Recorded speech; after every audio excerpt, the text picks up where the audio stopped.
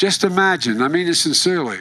I say this as a father of a man who won the Bronze Star, the Conspicuous Service Medal, and lost his life in Iraq.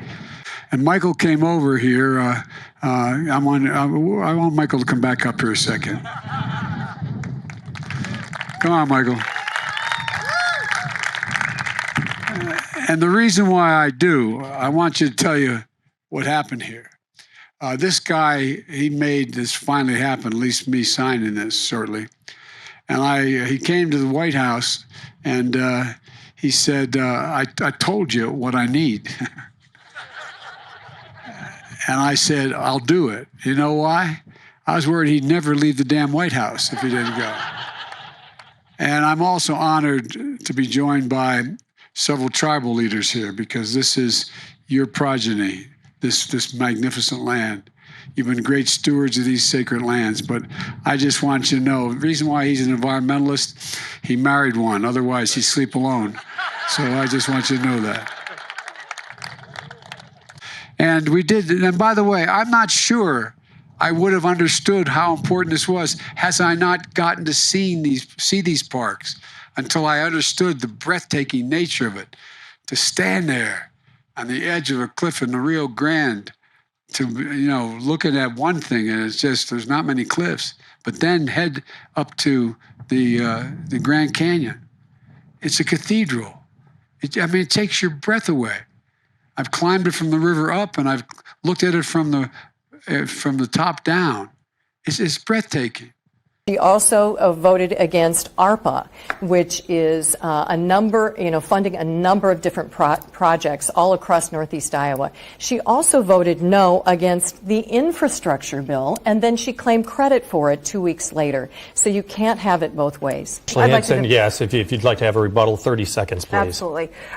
First of all, when it comes to ARPA, they called it the American Rescue Plan, and I voted against a bill that included massive amounts of spending. That mean only about 9% of that bill actually went to public health, which is what it was intended to do. And so I think that's wrong. It was sending checks to prisoners, people like the Boston Marathon bomber. That's your paycheck in Nancy Pelosi's hands. Some people execute school choice by moving to a different place with an excellent public school system. Other people exercise school choice by sending their children to private schools. What I am saying is that if a child is trapped in a failing or unsuitable school in Rhode Island, that should not be determined. Your ability to exercise school choice should not be determined by your income or which city or town you live in, whether or not they'll let you have it. Every child deserves to have a quality public education. That needs to be a constitutional right. So is that choice to you, vouchers?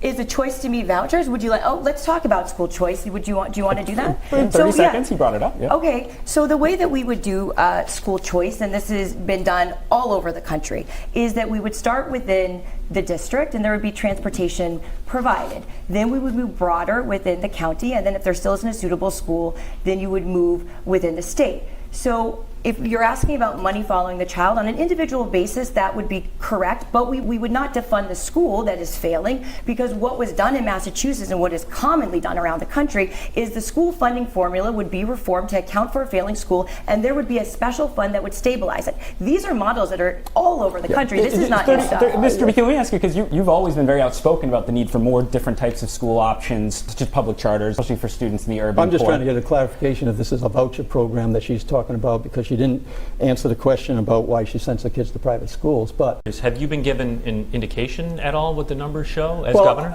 Again, I know what the numbers are going to show without seeing them.